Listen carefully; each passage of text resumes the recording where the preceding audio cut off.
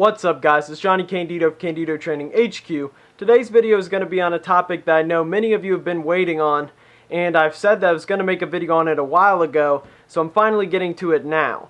And that is why I don't personally bulk and cut in the traditional manner, and why I generally don't believe that it's necessary. First off, I want to say this is just my personal opinion, and there's really no definitive answer on this. And I also want to say that my opinion isn't necessarily unique either. See, what I do and what I generally suggest doing is, instead of doing the traditional bulking and cutting, is to have a lean bulk and then recomping. For those of you who don't already know, bulking is when you're gaining weight on a caloric surplus, cutting is when you're losing weight on a caloric deficit, and recomping is when you're staying the same body weight, eating maintenance calories. So before I get into why I believe in bulking and recomping, let's first get into why people do the traditional bulking and cutting, and why did that get popular? See, the source is competitive bodybuilding. What the bodybuilders try to do is they try to put on as much muscle as possible, eat more calories in the off season, and then come competition, try to lose as much fat and as much weight as possible so they can get shredded and lean.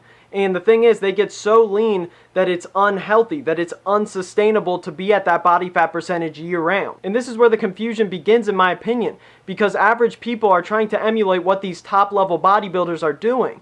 But these top level bodybuilders are starting from a completely different point and ending at a different point. For example, a top level natural bodybuilder might walk around at around 13% body fat in the off season. And then when he cuts for a show, he might cut down to 4 to 6% body fat. Whereas when you look at the average person, they want to emulate this, so I see them, they bulk up all the way to like 20% or 18%, and then they cut down to 13%. So by the end of the cut, they're just at a healthy range. Now it's important to understand that these numbers I'm giving are completely arbitrary in this made-up scenario.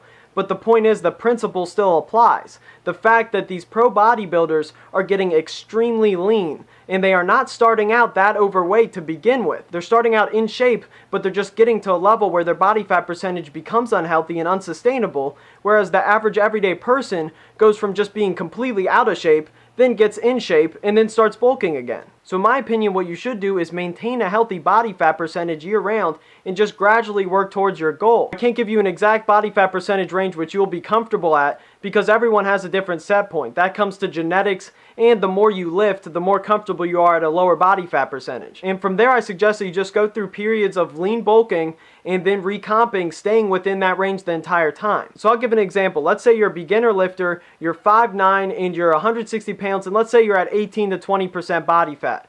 But your goal is to be 5'9", 175 pounds at, say, 10% body fat. So for this person, I recommend that he stays at the same weight and that he recomps until he gets to around 13% body fat, and then from there lean bulks to around 170 pounds at 15% body fat. And then from there he can cut down and get back to 13%, maybe 12, 10% at that weight, and then start bulking again. So at no point are you actually losing body weight. One of the main reasons why I recommend this is that this allows for constant progression. That's why you see I'm always getting stronger, I'm always improving my lifts, because I'm never going through periods where I'm drastically cutting my calories and just losing body weight and losing lean body mass. I'm actually always slightly improving my lean body mass, and it's not just going to be due to neural efficiency, by the way, with my improvements of my lifts. It is lean body mass that's improved if you're greatly achieving progressive overload over time. And also, I want to say that if you're doing the extreme bulking and cutting, there's only a certain amount of lean body mass that you can gain. There's only a certain amount you can improve on your lifts.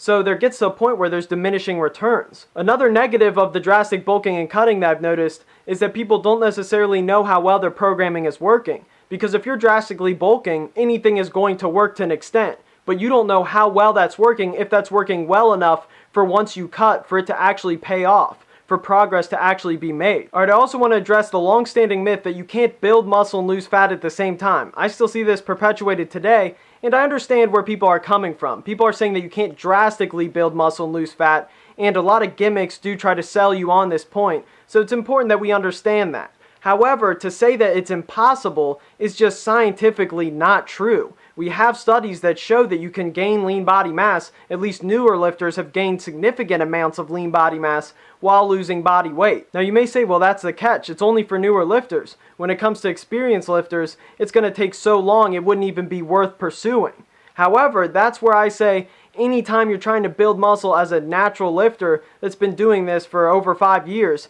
it's going to be slow progress regardless. And you can even see this on YouTube. If you look at some of the natural bodybuilding progression videos, you see that people go through long periods of bulking and then extended periods of cutting, and if they are actually natural and have been lifting for a long time, you'll see extremely minimal progress. Unfortunately, that is a fact of life you just have to accept if you are a natural lifter. It's going to take an incredibly long period of time to build a noticeable amount of lean body mass. But my point is that if you maintain a certain body weight and drastically improve your lifts, you will be losing fat and you will be building muscle. It'll just be to a small degree. Now you may say, okay, that's possible technically, but it's still not optimal in compared to bulking and cutting.